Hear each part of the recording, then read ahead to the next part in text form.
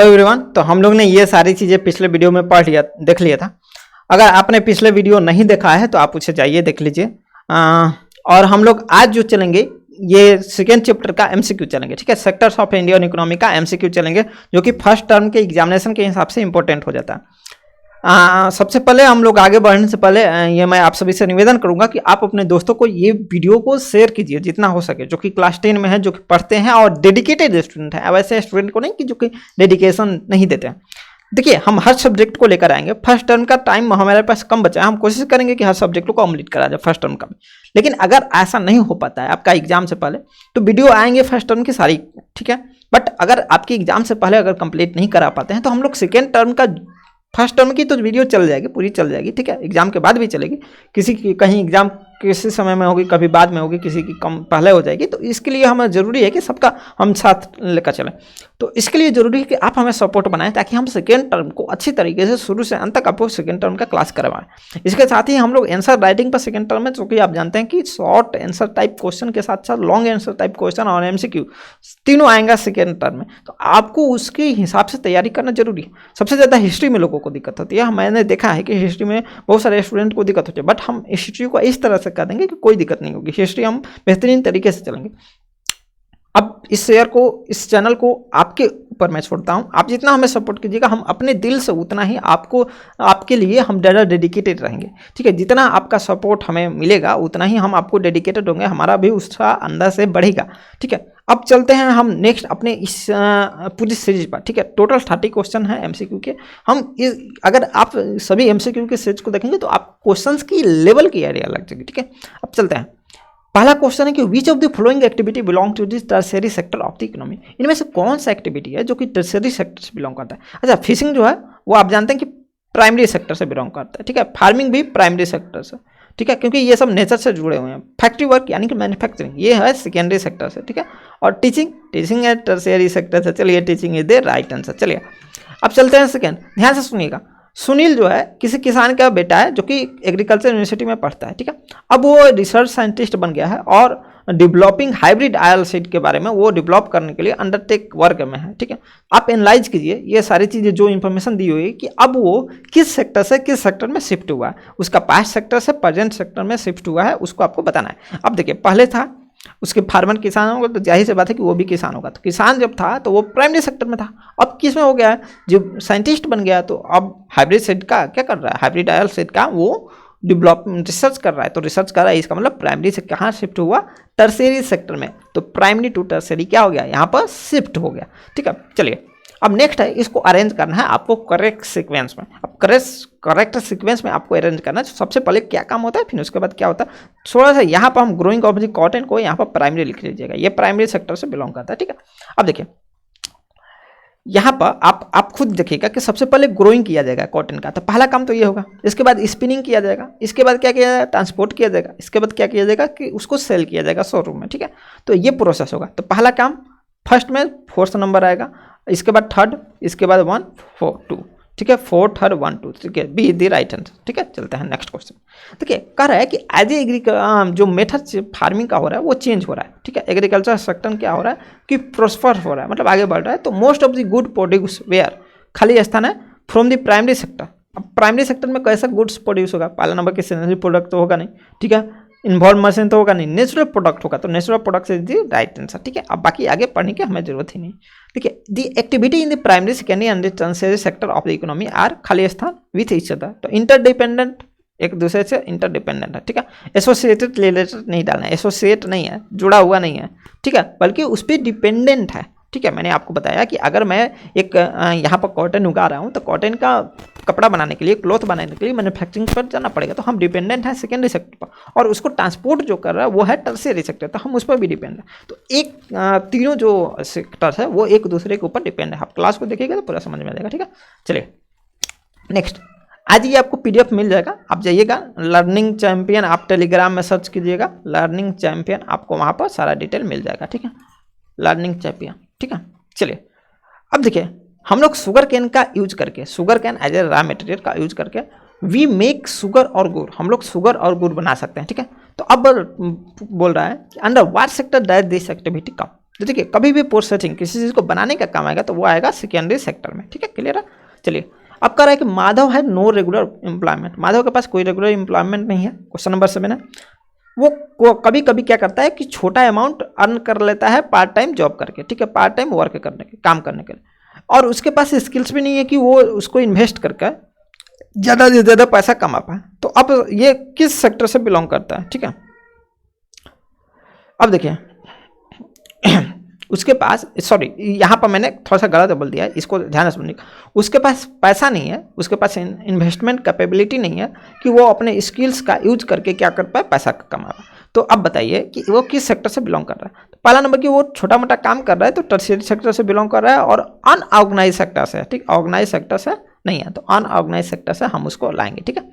चलिए नेक्स्ट चलते हैं। अब बताइए इसमें से ये कह रहा है कि 2000 से लेकर 2013 के बीच में कौन सा सेक्टर में मैक्सिमम ग्रोथ हुआ है इन टर्म ऑफ जीडीपी, ठीक है, जीडीपी शेयर में, ठीक है। तो आप देखिएगा इसमें आप खुद से मिलाइएगा तीनों में आंकड़ा जब, तो आपको यहाँ पर 1,33,500 था, यहाँ पर 38 लाख हो गया, ठीक है, 38 लाख हो गया। तो आप खुद से देखिए कि सबसे ज़्यादा ग्रोथ हुआ है टर्शियरी सेक्टर में। आपको पहले भी बताया गया कि टर्शियरी सेक्टर में सबसे ज़्यादा ग्रोथ हुआ है और शेयर भी इसका ही है, ठीक है। अब चलते हैं, एक फ्लावर कल्टिवेटर है टूलिप का, ठीक है, टूलिप इज ए फ्लावर, ठीक है, tulip is a type of flower, ठीक है, और वो रीप करता है क्रॉप्स को, अच्छा क्रॉप्स को, और सेल कर देता है किसी ट्रेडर को, ठीक है। ट्रेडर जो है टूलिप को एक्सपोर्ट कर देता है और वो ज़्यादा प्रॉफिट कमाता है एंड अर्न ह्यूज प्रॉफिट, ठीक है। This increase GDP but the farmer is still not able to earn. ये तो जीडीपी को इंक्रीज कर देता है बट फार्मर जो है, किसान जो है, अच्छा कमा नहीं पाता है। ऐसा क्यों? तो देखिए रीजन है most of the profit is taken by traders, ज़्यादा प्रॉफिट ट्रेडर्स के द्वारा, ये भी सही बात है। फार्मर्स इज अंडर एम्प्लॉयड और डिस्टिंग्विश्ड, फार्मर जो है अंडर एम्प्लॉयड, बिल्कुल है, सही बात है, और distinguished.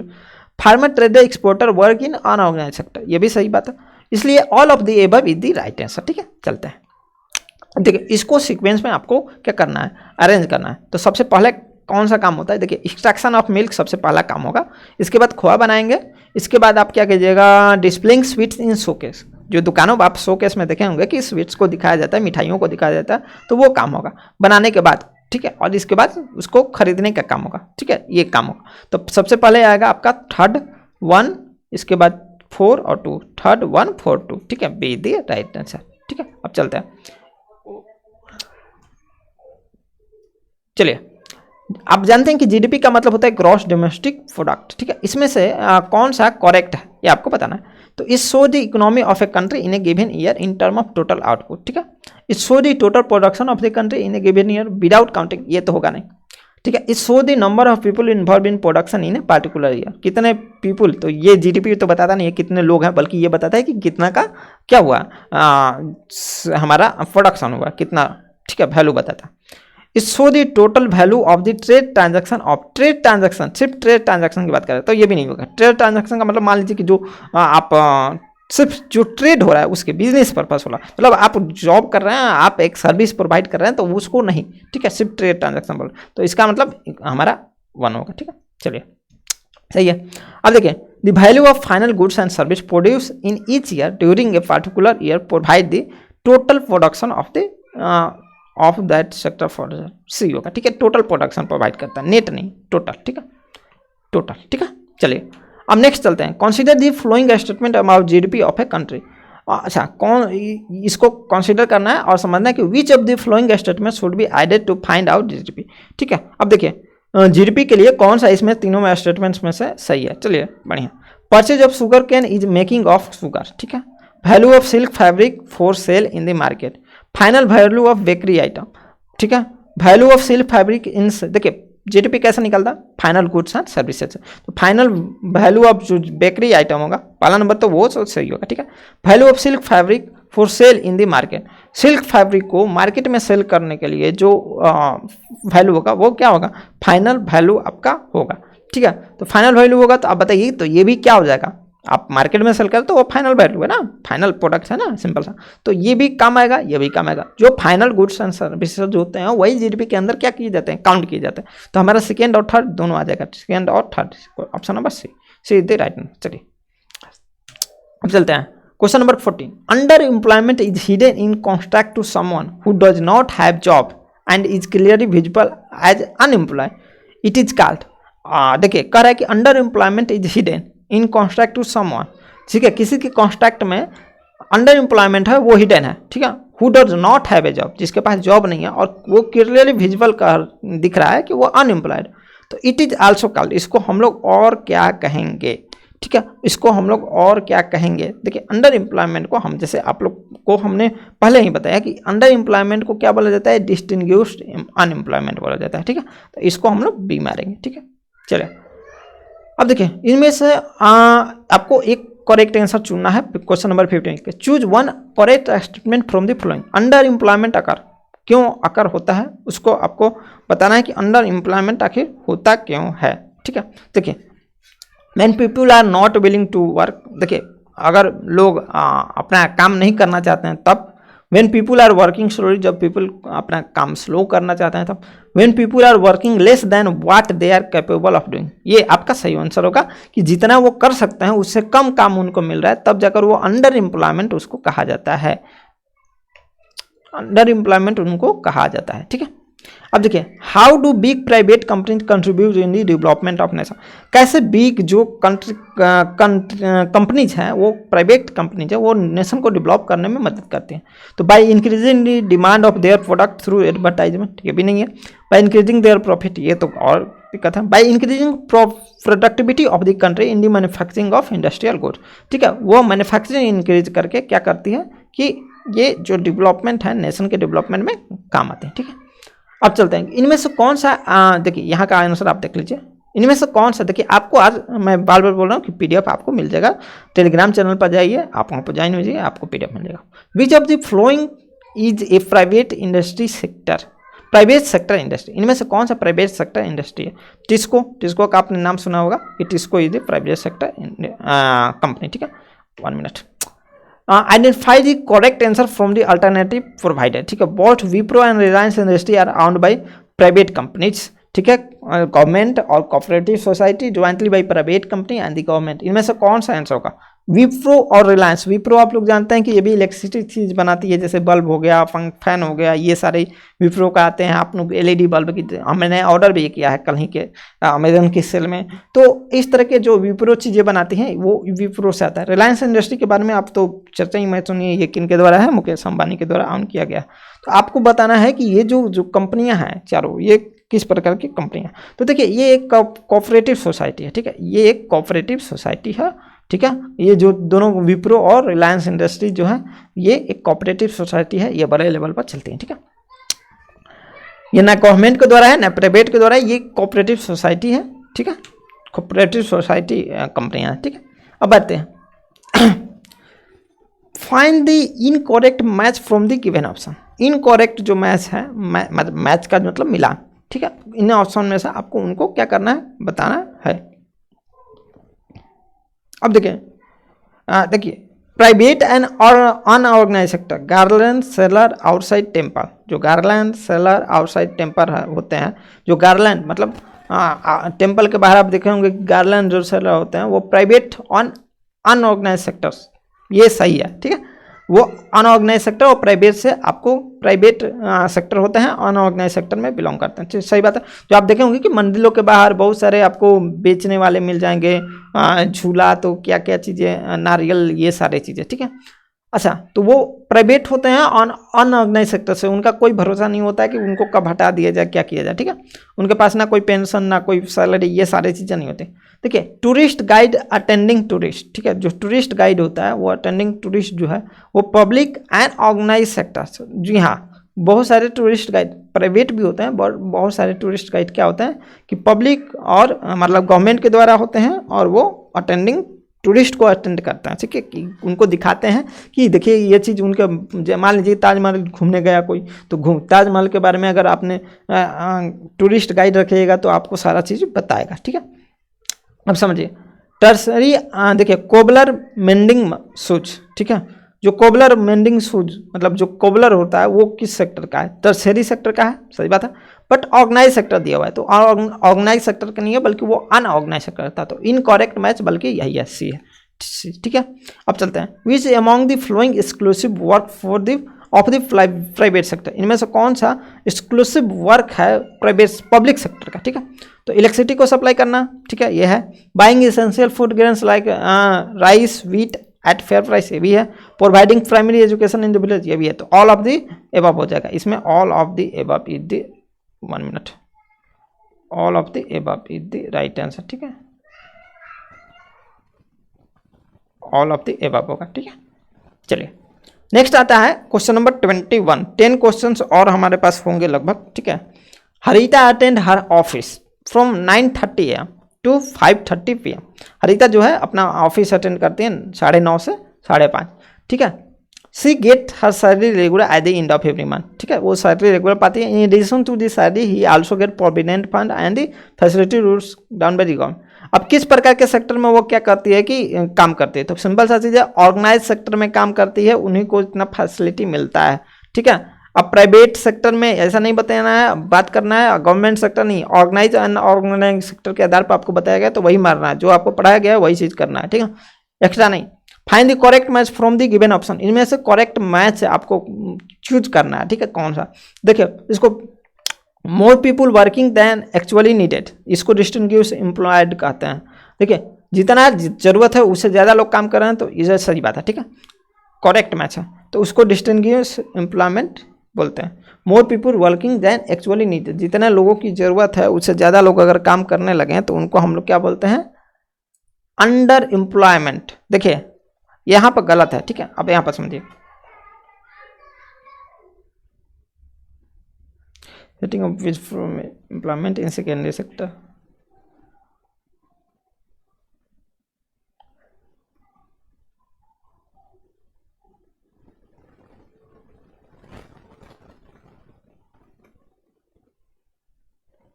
Find the correct match of the given, इनमें से, हाँ एक बात ध्यान दीजिएगा, इसमें से करेक्ट मैच जो है, सही जो मैच है, मतलब सही जो मिलान है, उनको क्या करना है हम लोग को कि चुनना है।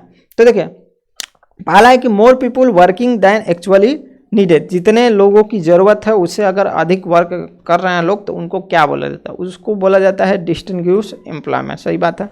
Setting up wheat flour mill employment in secondary sector, देखिए ऐसे तो आप देखिएगा कि ये दोनों सही है, ठीक है, ये दोनों सही है, बट उस तरह का हमारा कोई ऑप्शन नहीं है कि जिस पर हम लोग सही करें, ठीक है। जितने लोगों की ज़रूरत है, मान लीजिए कि आपके खेत में 5 लोगों से काम चल जाएगा, ठीक है, अगर उससे ज़्यादा लोग काम कर रहे हैं 8 लोग, इसका मतलब डिस्टिंग्विश एम्प्लॉयमेंट के क्या है, 1 मिनट, वो शिकार हो चुके हैं, तो ये दोनों सही है, बट टेक्निकली ये दोनों सही है, बट यहाँ पर आपको यहाँ पर सिर्फ सेकेंड ही दिया हुआ, तो इस तरह के क्वेश्चन में आपको जो एग्ज़ाम होगा उसमें नहीं मिलेगा, ठीक है।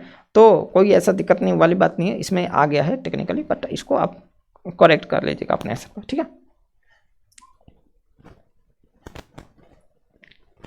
अब चलिए, विच scheme is implemented by the government of India, आप लोग को एकदम बताया गया है मनरेगा, ठीक है, मनरेगा 2005। चलिए क्वेश्चन नंबर 24, आपको ये स्टडी करना है, ठीक है, और इसमें what does the number of worker and the income shared in the economic show, ठीक है, इन इकोनॉमिक जो दिखाया गया है इसमें what does the number of worker कहाँ है, number of worker total worker, ठीक है, और income shared in the economic show क्या दिखा रहा है इसमें, ठीक है। तो देखिए आप ध्यान से इसमें देखिए और इसको आपको पकड़ना है, तो ध्यान से आप देखिएगा, पहले ऑप्शन पढ़िए कि more employment in unorganised sector but income less, देखिए ध्यान से देखिए, इनकम अनऑर्गेनाइज सेक्टर में ज़्यादा एम्प्लॉयमेंट है बल्कि जो इनकम है वो कम है, ठीक है। तो इसको देखते हैं अनऑर्गेनाइज सेक्टर कौन सा है, ये है, इसमें देखिए 2100 मिलियन क्या है, इनकम है, ठीक है, और टोटल वर्कर कितने हैं, टोटल वर्कर्स देखिए, total income of the city, ये क्या है, देखिए टोटल वर्कर हैं अगर इतने हैं तो, और वर्कर्स इन ऑर्गेनाइज सेक्टर, ठीक है, ऑर्गेनाइज सेक्टर में इतने हैं, तो अनऑर्गेनाइज सेक्टर में कितने होंगे, टोटल हो जाएंगे आपको 3,50,000, ठीक है। अगर 5 लाख आए हैं आपको टोटल वर्कर और 1,50,000 जो है वो हो जाएंगे ऑर्गेनाइज सेक्टर में, तो 3,50,000 हो जाएंगे आपकी किस में, अनऑर्गेनाइज सेक्टर में, और टोटल इनकम है 2100 बिलियन, ठीक है, और जबकि ऑर्गेनाइज सेक्टर में 3,900 बिलियन है, ठीक है। तो आप टोटल देख सकते हैं कि more employment in unorganised sector, unorganised sector में ज़्यादा एम्प्लॉयमेंट है, ये है अनऑर्गेनाइज सेक्टर का। लेकिन इनकम देखिए, इनकम है सिर्फ 2100, लेस है, कम है, तो ये तो खुद पहला ही सही हो जाएगा, ठीक है, यही सही आंसर है। देखिए दिस इज राइट आंसर। चलिए इसको फिल इन द ब्लैंक्स करना है 25 को। The future of unorganise sector are खाली स्थान holiday, no fix number of working hour and खाली स्थान एम्प्लॉयमेंट, ठीक है। The future of unorganise sector are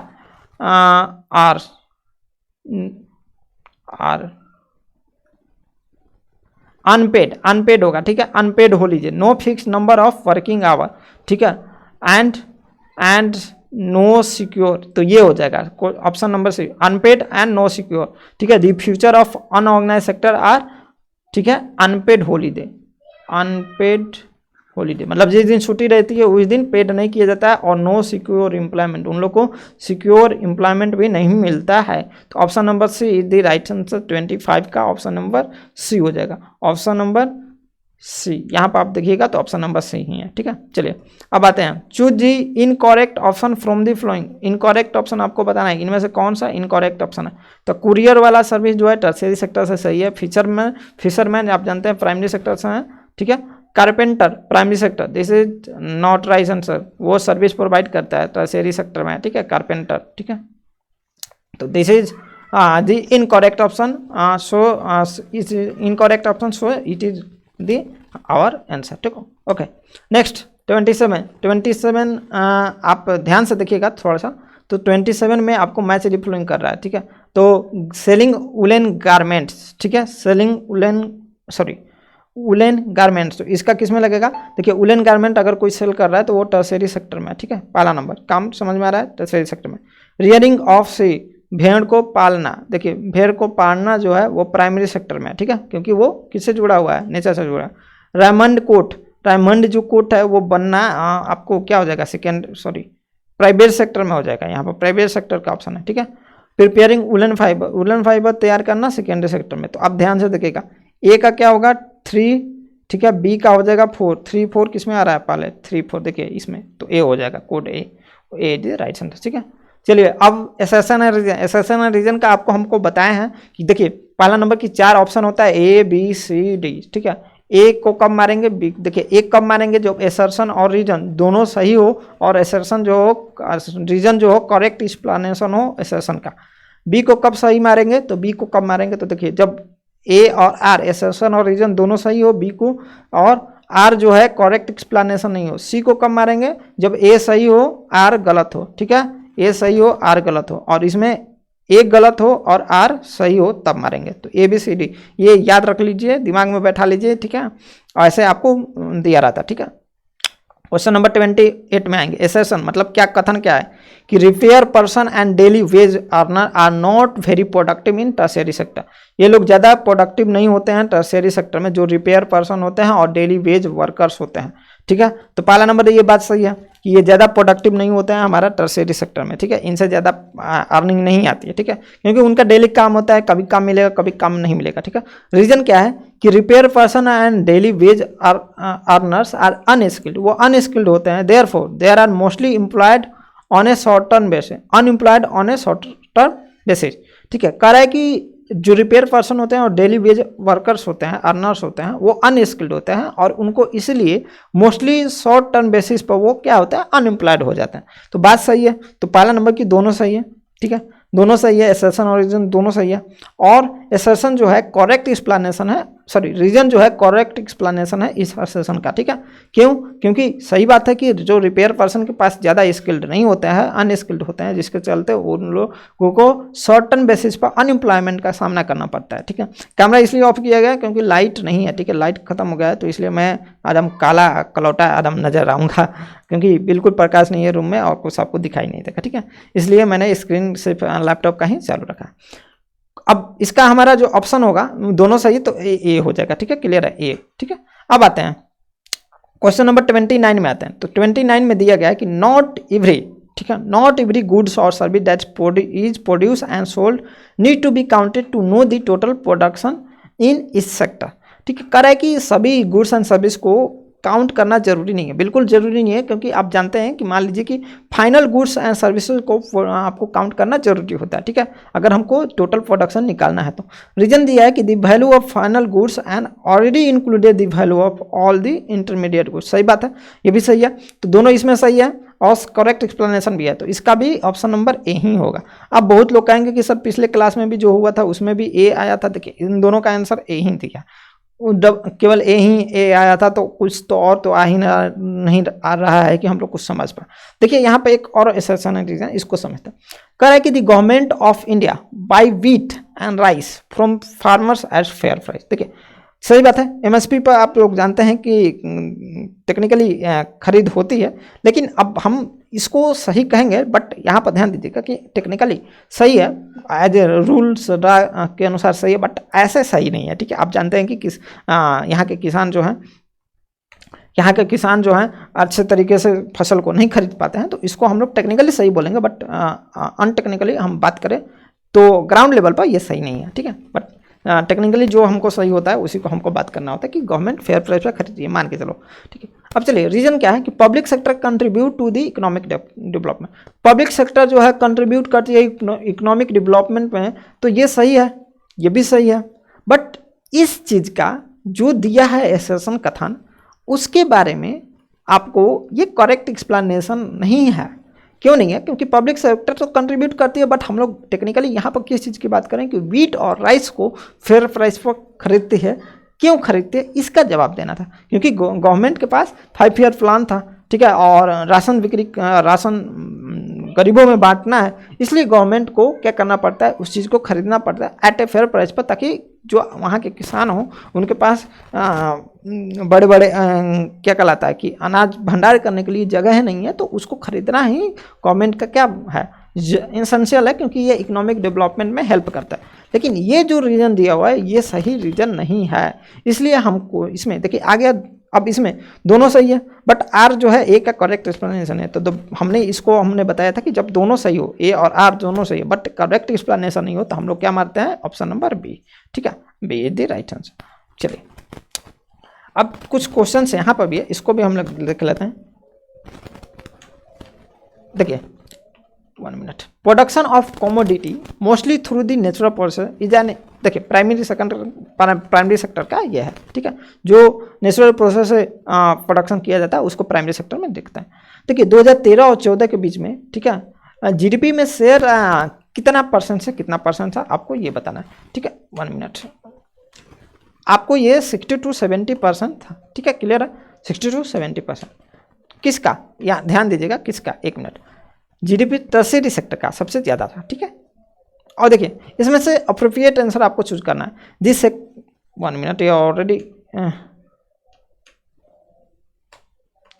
चूँकि क्या है कि यहाँ पर स्लाइड बनाते समय थोड़ा सा ध्यान नहीं दिया गया है, यहाँ पर डायरेक्ट आंसर ही इसमें ही टिक लग गया है। चलिए इसमें कोई बात नहीं है, आपको क्वेश्चन समझा देते हैं, ठीक है। देखिए this sector are classified into public and private sector on the basis of, ठीक है, किसके आधार पर प्राइवेट और पब्लिक सेक्टर को अलग अलग क्लासिफाइड किया गया, एम्प्लॉयमेंट कंडीशन पर, या नेचर ऑफ इकोनॉमिक एक्टिविटी पर, या ऑनरशिप पर, ठीक है, कि वो आखिर प्राइवेट के हाथ में है कि पब्लिक के हाथ में, गवर्नमेंट के हाथ में, ठीक है। तो उसके ऑनरशिप के आधार पर हम लोग डिवाइड करते हैं कि वो सेक्टर किसके बेसिस पर डिवाइड किया गया, ठीक है। अब देखिए जीडीपी का मतलब क्या होता है, तो GDP is the total value of goods and services, but कैसा goods, final goods and services, all final goods and services, ठीक है, ये आपका राइट आंसर है। देखिए हमने आपको टोटल 30 क्वेश्चन लगभग करा दिया है। 30 क्वेश्चन कराने के बाद होप अब ऐसा मुझे नहीं लगता है कि कोई क्वेश्चन बचा होगा किसी प्रकार का कि जिसको आपको जरूरत है कराने की। अब हम लोग इकोनॉमी का फर्स्ट टर्म का सिलेबस यहाँ से समाप्त करते हैं विथ एमसीक्यू के साथ। आपको एमसीक्यू ही आने वाला है फर्स्ट टर्म में, एमसीक्यू अलावा आपको कोई भी डिस्क्रिप्शन क्वेश्चन नहीं आने वाला है, इसलिए टेंशन नहीं लीजिएगा, ठीक है। अब यहाँ पर आपका क्या काम है, देखिए आप जितना हमें मनोबल हमारा बढ़ाइएगा उतना ही हम अच्छा कंटेंट लाने की कोशिश करेंगे, और पूरी चीज़ों के साथ, पूरी तैयारी के साथ, मतलब आपको एमसीक्यू के साथ सेकेंड टर्म में हम लोग जाएंगे तो short answer type question, long answer type question, बहुत सारे फलाने टीम का जो भी करना है हम सारी चीज़ें को करेंगे। इसके लिए आप हमारे चैनल को सब्सक्राइब कर लीजिए, बेल आइकन को प्रेस कर दीजिए, ताकि आपको जो भी चीज़ें आए, नोटिफिकेशन आए, वो आपको मिलते रहे। ऐसा नहीं है कि 10 क्लास आपको पार करने के बाद हमारे चैनल की जरूरत नहीं पड़ेगी, क्योंकि हमारे चैनल पर और भी बहुत सारे ऐसा चीज़ कि कौन सा जॉब करनी चाहिए, कौन सा जॉब का क्या क्वालिफिकेशन क्राइटेरिया है, किस तरह से क्या क्या प्रिपरेशन है, क्या टारगेट है, क्या नियम है, रूल है, 10 के बाद क्या करें, 12 के बाद, ये सारी वीडियो लाने की तैयारी चल रही है। ठीक है, मिलते हैं नेक्स्ट वीडियो में। और ज्योग्राफी होगी कल से, क्लास ज्योग्राफी की चलेंगे। मिलता है नेक्स्ट वीडियो में, तब तक के लिए बाय। सही से रहिए, अच्छे रहिए, धन्यवाद।